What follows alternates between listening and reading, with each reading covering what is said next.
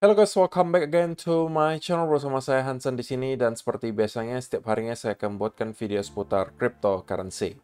Apa kabar kalian hari ini semuanya? Semoga dalam keadaan yang baik-baik saja.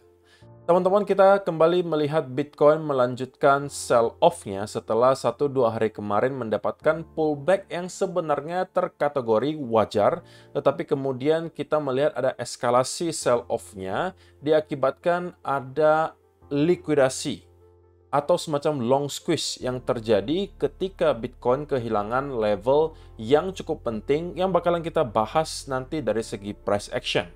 Apakah ini berarti kita sudah akan pasti kembali ke area 50.000 dan membentuk lower low baru, ataukah ada sesuatu yang masih perlu kita waspadai dan juga kita bisa harapkan supaya Bitcoin kembali recover dan justru kembali membentuk high yang baru. Kita bakalan bahas semua itu di video hari ini, jadi stay tune terus sampai akhir video. Nah, sekarang kita bakal mulai dari CoinMarketCap terlebih dahulu. Per hari ini secara global, market cap crypto berada di angka 2,18 triliun dolar atau turun sekitar 2,5%. Nah, di top 10 coin sendiri kita juga melihat keadaannya dominan berwarna merah dan penurunannya ranging antara 3, sekian persen hingga kurang lebih 8%. So, itu adalah outlook sementara dari beberapa top coin yang ada. Sekarang kita langsung aja masuk ke beberapa data dan berita terbaru hari ini. Yang pertama teman-teman, kita mau melihat dulu seberapa besar sebenarnya likuidasi yang terjadi selama 24 jam terakhir. Nah, kalau diperhatikan secara nominal, teman-teman, ada sekitar 321 juta dolar itu yang terliquid selama 24 jam terakhir. Dan 89,03%-nya itu datang dari arah long. Jika teman-teman perhatikan, ini merupakan salah satu angka yang paling besar yang kita lihat sejak awal Agustus kemarin. Di mana pada saat itu kita juga mendapatkan beberapa hari di mana ada banyak sekali tumpukan likuidasi yang angkanya tidak kecil. Terakhir itu di tanggal 5 Agustus, teman-teman. Tetapi sisanya kita bisa katakan bahwa angka likuidasinya tidak terlalu besar. Barulah hari ini lagi kita melihat ada spike yang cukup tinggi di area long di sini. Dan ini menjadi angka yang paling besar sejak tanggal 5 Agustus kemarin. So, itu menunjukkan seberapa besar ya long squeeze yang kita lihat dalam 24 jam terakhir yang kembali membuat Bitcoin stay di bawah angka 60.000 dolar. Nah, kalau misalnya kita melihat liquidation heat map sendiri, maka kita bisa menemukan juga bahwa sudah banyak sekali titik likuidasi yang berada di area 61 bahkan sampai ke area 58.000 dolar. Itu yang sudah kejemput semuanya. Lebih detailnya mungkin kita bisa lihat di 1 mingguan ya. Di sini banyak sekali tumpukan likuidasi yang kesemuanya sudah berhasil kita jemput. Dan walaupun masih ada tersisa sedikit ya, kalau kita lihat di 1 bulan, itu ada di sekitaran area 57 sampai 56 ribu lagi. Tapi sisanya di sekitaran 55 sampai ke angka 50 itu sebenarnya tidak banyak. Jadi teman-teman, kalau misalnya kita sampai berhasil untuk clear di bawah 55.000, ya itu mungkin baru bisa menjadi sebuah sign yang sangat buruk ya. Dan chance-nya tentunya akan sangat besar bahwa kita akan mengejar ke liquidity berikutnya yang kemungkinan bisa aja di sekitaran 50 atau bahkan di bawah 50.000 dolar. Nah, worst case scenario teman-teman, kalau misalnya kita berbicara Bitcoin akan mengalami koreksi yang sangat dalam, ya kita tahu bahwa angka likuidasi kalau kita bicara yang di bawah, tumpukannya banyak itu sudah di bawah 50.000, 48 sampai 40.000 atau bahkan sudah angkanya 30-an ribu, ada bahkan sampai 26.000. Walaupun untuk sementara teman-teman, saya tidak merasa bahwa persentasenya cukup tinggi kita akan meliquid orang-orang yang berada di area ini. Oke, terlebih lagi kalau sudah berbicara di bawah 40.000. Itu menurut saya chance-nya sangat kecil. Untuk sementara seperti itu. Nah, kalau misalnya kita berbicara soal time frame yang lebih kecil, kalau 3 harian gitu ya, kita bisa melihat untuk sementara. Kalau kita melihat range 58 sampai ke 66.000, maka sudah jauh lebih banyak sekarang titik likuidasi itu berada di atas daripada di bawah. Oke? Spesifiknya di mana? Spesifiknya itu di angka 62.000 sampai ke angka 65.000 dolar. So, itu bisa menjadi satu berita baik, oke? Dan itu bisa menjadi tujuan berikutnya bagi market maker kalau misalnya ternyata kita akan recover dari sini. Walaupun untuk time frame yang kecil banget di 12 jam terakhir kita kembali mendapatkan ada tumpukan likuidasi di sekitaran area 58 sampai 57 ribu yang bisa aja kita jemput sekali lagi sebelum pada akhirnya kita mengalami rebound yang signifikan. Nah, itu yang pertama teman-teman yang perlu kita ketahui, beberapa area likuidasi yang tertumpuk stop loss orang-orang atau para traders yang bisa menjadi tujuan berikutnya oleh market maker. Yang kedua, teman-teman, kita melihat spot Bitcoin ETF kemarin juga mengalami hari yang tidak terlalu baik. Walaupun tidak ada outflow dari BlackRock, tidak ada outflow dari Fidelity, tetapi ada outflow yang cukup besar datang dari ARKB yang menjual kurang lebih 1.717 Bitcoin. Ini adalah outflow terbesar dari ARKB sejak diaktifkan. Nah, kita nggak tahu apa alasannya ini menjual, tetapi ada penjualan sebesar 1.717 Bitcoin. Yang tentunya juga membantu apa yang terjadi di price action. Ya mudah-mudahan ya teman-teman kita bisa melihat hal ini segera berubah. Kita mau melihat spot Bitcoin ETF kembali flip ke arah positif, supaya kita bisa mengalami rebound. Dan kita maunya ada inflow yang konsisten. Inilah kemarin kenapa saya sampaikan, yang kita harapkan terjadi di spot Bitcoin ETF Amerika Serikat terutama, adalah adanya konsistensi dari segi inflow. Supaya bisa kita melihat Bitcoin maintain momentum bullish-nya. Karena kita tidak mau melihat inflow-nya itu fluktuatif. Cuma ada 2 hari inflow, tiba-tiba besoknya outflow, tiba-tiba besoknya lagi inflow, dan seterusnya. Nah, kalau itu yang terlihat, ya bukan tidak mungkin Bitcoin bisa merangkak naik, tetapi pergerakannya akan sulit kemungkinan untuk sustain. Karena bukan rahasia lagi teman-teman, salah satu sumber demand yang cukup besar itu datangnya dari Bitcoin ETF. Yang setiap harinya bisa meraup sampai ribuan Bitcoin kadang-kadang. Walaupun di luar sana, para whales juga ada ya yang membeli selain melalui ETF, tapi kita tidak bisa pungkiri bahwa pengaruh Bitcoin ETF ke harga Bitcoin itu juga lumayan besar. So, kita harus harapkan hal ini segera berubah, sentimen market segera membaik, kemudian kita melihat flow ke spot Bitcoin ETF itu kembali lancar dan bisa konsisten dalam keadaan positif. Yang berikutnya teman-teman, ini mungkin hanya sebagai fun fact saja untuk kalian. Saya nggak tahu apakah ini hanya sekedar kebetulan atau memang ada pengaruhnya. Karena kalau kita perhatikan teman-teman, ini adalah pergerakan Bitcoin di setiap elections atau pemilu di Amerika Serikat. Ini adalah garisnya teman-teman. Yang terjadi tahun 2010 sampai 2021, di cycle 2016-2017, dan 2024-2025. Jadi, kalau misalnya kita melihat 2 cycle sebelumnya, teman-teman, ketika kita melihat US election telah terjadi, yang berikutnya terjadi, kita melihat Bitcoin justru mengalami rally yang luar biasa kencang, teman-teman. Nah, pertanyaannya, apakah ini hanya sekadar kebetulan, ataukah memang ada pengaruhnya elections dari Amerika Serikat kepada harga Bitcoin? Ya, saya mungkin berada di tengah-tengah ya. Saya tidak merasa bahwa ini harusnya membawa pengaruh yang sangat besar, tapi juga nggak ada pengaruh sama sekali. Jadi saya berada di tengah gitu. Nah, menurut kalian bagaimana teman-teman? Apakah ada pengaruhnya sebenarnya elections dari Amerika Serikat terhadap harga Bitcoin? Yang kalau misalnya kita lihat di 2 cycle sebelumnya, ketika terjadi US election, yang terjadi kemudian adalah Bitcoin mengalami rally. Ya, kita harapannya tentunya adalah hal ini berulang ya teman-teman, bahwa US election juga sebentar lagi akan kita lihat terjadi di bulan November ini. Dan itu berarti kurang lebih ya kita anggap dua bulanan lagi lah teman-teman, 2 bulanan lagi sebelum pada akhirnya kita melihat US election. Dan kalau memang benar, ini sebenarnya semua time frame-nya sama ya teman-teman dengan ekspektasi market bahwa Q4 2024 itu bisa menjadi kuartal yang sangat baik untuk Bitcoin dan bisa menjadi saat Bitcoin untuk kembali masuk ke fase price discovery.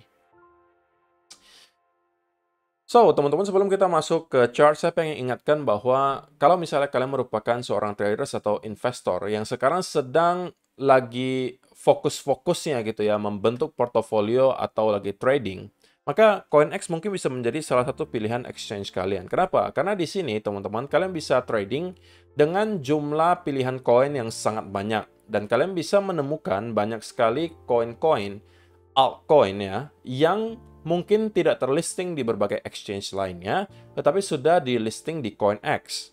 Nah, kenapa itu bisa menjadi salah satu hal yang positif? Karena, teman-teman, untuk kalian-kalian yang hobi trading altcoin yang market cap-nya masih kecil, atau lagi hot gitu ya, lagi viral, tapi kemudian kalian tidak bisa menemukan itu di exchange yang besar, maka kalian bisa membelinya melalui CoinEx. Sehingga ini bisa meminimalisir resiko kalian misalnya kena draining walletnya. Karena kalau misalnya kalian operasikan sendiri melalui decentralized exchange, ya ada resiko kalian sembarang ngeklik link dan kemudian tiba-tiba justru fund kalian hilang. Nah, resiko tersebut tidak ada kalau misalnya kalian menggunakan centralized exchange. Dan CoinEx menjadi salah satu exchange yang biasanya ngelisting altcoin yang lagi hot, yang lagi viral, itu biasanya di awal paling pertama itu ya salah satunya CoinEx.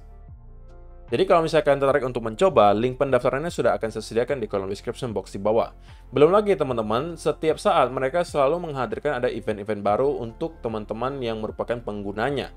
Kalau misalnya kalian merupakan pengguna baru, kalian juga dihadiahi kurang lebih 100 USDT atau 1,5 juta rupiah hanya dengan melakukan beberapa task yang sangat simple di sini teman-teman. Kalian pertama deposit dan depositnya minimal sampai 30 USDT saja, kalian sudah berhasil akan mendapatkan 10 USDT cashback voucher. Kemudian, kalau misalnya kalian complete spot atau margin trading, dan kemudian berhasil mengakumulasi volume hanya 130 USDT, kalian sudah akan dapatkan ekstra 30 USDT cashback voucher. Kalau kalian merupakan traders, kalian hobinya futures, kalian mengumpulkan trading volume sebesar 4.100 USDT, kalian akan mendapatkan ekstra 60 USDT.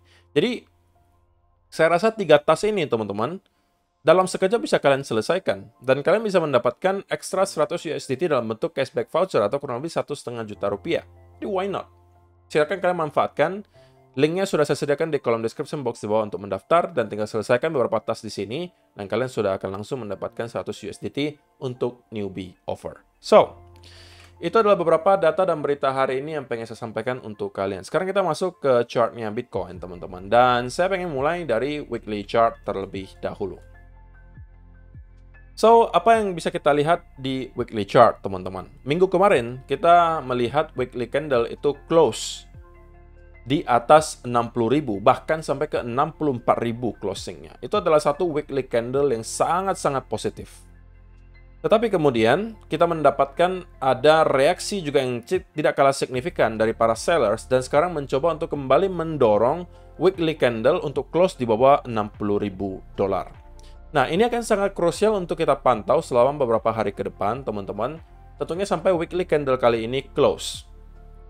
Karena jika kita sampai bisa melihat Bitcoin weekly candle kembali close di bawah 60.000 dolar, maka area 60.000 akan kembali menjadi area major resistance di weekly dan kita bisa melihat ada sell-off lanjutan terjadi di Bitcoin. Dan kali ini, itu bisa kembali ke area low terakhir di 50.000 atau bahkan membentuk lower low baru di bawah area itu. Tetapi teman-teman, kita masih mempunyai waktu yang cukup panjang. Maksudnya gimana? Kita itu sekarang baru di hari Rabu ya, teman-teman. Kita baru hari Rabu. Benar nggak sih hari Rabu? Tanggal 28 Agustus. Ya, benar hari Rabu.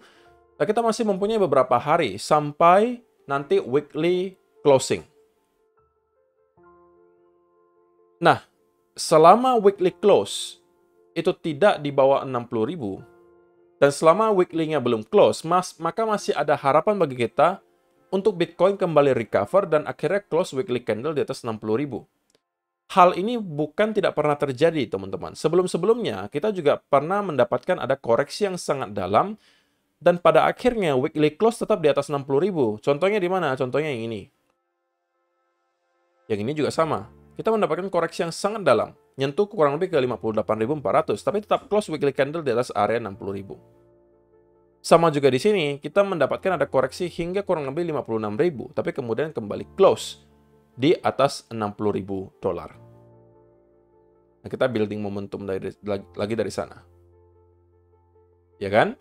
Nah, jadi teman-teman, kalau misalnya kita bisa melihat ada weekly close kembali di atas 60.000, that's good enough for me. Jadi itu adalah hal yang cukup baik yang bisa kita lihat terjadi di Bitcoin sekarang. Kita tidak mau kehilangan kembali area 60.000 dan menjadikan area tersebut kembali menjadi area major resistance di weekly. Di daily, juga ya berita buruknya adalah daily candle close terakhir itu di bawah 60.000 dolar, teman-teman. Saya sekali lagi pengen melihat sesegera mungkin ada reaksi dari para buyers. Maksimal 2 atau 3 hari dari sekarang, saya mau melihat kembali ada close di atas 60.000. Karena sekali lagi, apabila kita tidak berhasil untuk kembali reclaim area tersebut, oke, dan daily candle beberapa hari close di bawah 60.000, maka saya rasa chance-nya cukup kuat kita bisa kehilangan momentum lebih lanjut dan justru kembali roll over menuju ke area yang lebih rendah, menuju ke area 53, 50.000 atau bahkan lebih rendah. So, beberapa hari dari sekarang akan sangat-sangat penting untuk kita pantau, teman-teman. Saya tahu mungkin ada dari sebagian teman-teman yang mungkin sempat masuk ke setup buy, walaupun saya pribadi tidak, teman-teman. Kenapa? Teman-teman harusnya tahu ya, kalau misalnya kemarin peluang yang pertama itu datangnya dari arah short. Ini adalah peluang untuk scalping dan saya sudah berhasil melakukan take profit. Nah, saya sampaikan di video kemarin, saya akan mencari peluang untuk long apabila kita menyentuh ke area trendan di sini, diikuti ada reversal pattern. Saya cukup meyakini akan ada bounce dari sana. Kalau teman-teman perhatikan, ketika kita menyentuh area tersebut, kita memang persis mendapatkan ada rebound di sini. Dari yang awalnya 61.500 ke 62.200. Tetapi, itu hanya bertahan sejenak, teman-teman. Itu hanya bertahan sejenak, dan pada akhirnya kita tidak berhasil untuk mendapatkan rebound yang signifikan dari sana. Kalau kalian berhasil masuk ke long di sekitaran area di sini, ya kalian harusnya menaruh stop loss-nya paling jauh di sini lah ya. Nah, itu harusnya masih memprotek diri kalian dengan baik. Nah, saya melihatnya, teman-teman, adalah ini sebagai inverse head and shoulder-nya. Ketika breakout di sini, saya akan masuk. Tapi pada kenyataannya, saya tidak dikasih kesempatan untuk masuk. Tidak terkonfirmasi setupnya. So, saya tidak ambil. Maka ya saya consider itu hoki lah mungkin ya. Saya tidak masuk ke setup tersebut dan rupanya kita roll over. Kalaupun teman-teman masuk, selama kalian menerapkan stop loss dengan baik, ya tidak ada masalah. Kalian mendapatkan loss kecil. Kalian tidak mungkin akan selalu win, teman-teman. Akan ada setup kita yang loss. Bukan ada, tapi bahkan pasti akan sering setup kita loss. Tapi selama risk to ratio kita baik, that's fine. Gitu kan? Nah, lalu teman-teman, pertanyaannya, di time frame kecil, apa yang sedang kita lihat sekarang? Ya, kalau misalnya mau saya katakan, sell off yang kita lihat kemarin itu tentunya dibarengi dengan momentum yang sangat deras. So, itu bukan sebuah sign yang baik, teman-teman. Walaupun bukan berarti kita tidak bisa recover dari sini ya. Tapi untuk sementara, belum ada clue yang kuat yang bisa kita jadikan sebagai semacam acuan untuk mengatakan bahwa Bitcoin akan kembali mendapatkan reversal dari sini. Belum ada bagi saya. Nah, saya perlu ada clue lebih lanjut gitu ya, untuk bisa mengatakan bahwa oke, kita sepertinya mempunyai chance untuk reversal dari sini. Contohnya seperti apa? Contohnya mungkin kita bisa kembali mendapatkan ada semacam fake out ke bawah dan start untuk building momentum, mendapatkan ada pergerakan yang cukup impulsif, diikuti ada consolidation pattern atau continuation pattern, dan dari sana ini mungkin kembali bisa saya manfaatkan untuk long. Tapi teman-teman, selama kita tidak mendapatkan ada clue bahwa buyer sekarang yang lebih memegang kendali, maka saya masih akan stay away dari yang namanya buy setup terlebih dahulu. Kalau rupanya yang nanti kita lihat adalah justru semacam pattern bearish continuation, contohnya mungkin seperti ini. Seperti ini. Ya, ini adalah peluang kembali untuk short. Menargetkan minimal ke area low terakhir di 58.000. Kalau itu berhasil kita jebol, maka area berikutnya yang akan dituju kemungkinan adalah di sekitaran 56.000 sampai 55.000 di sini. Oke, jadi setup kita berikutnya akan bergantung kepada price action selama beberapa hari atau beberapa waktu ke depan lah teman-teman. At least 1 atau 2 hari ke depan. Karena untuk sementara, ya kalau kalian mau long di sini, saya rasa tidak ada alasan untuk melakukan hal tersebut. Kalau kalian mau short pun, alasannya apa? Karena kalian sudah ketinggalan move yang cukup masif di sini. Sudah ada koreksi kurang lebih 10%. Dalam kurun waktu 1 harian saja. Itu adalah pergerakan yang cukup besar untuk Bitcoin. Nah, kalau kalian langsung short di sini, tanpa ada setup, tanpa ada bearish continuation pattern, tanpa ada apapun, dan kalian langsung menekan short, apa alasannya? Itu menjadi pertanyaan. Dan kalau kalian long, juga tidak ada alasannya. Kenapa kalian harus long di sini, sedangkan kalian tahu bahwa kita baru saja berhasil breakdown di bawah 60.000, yang harusnya supposed to be our major support.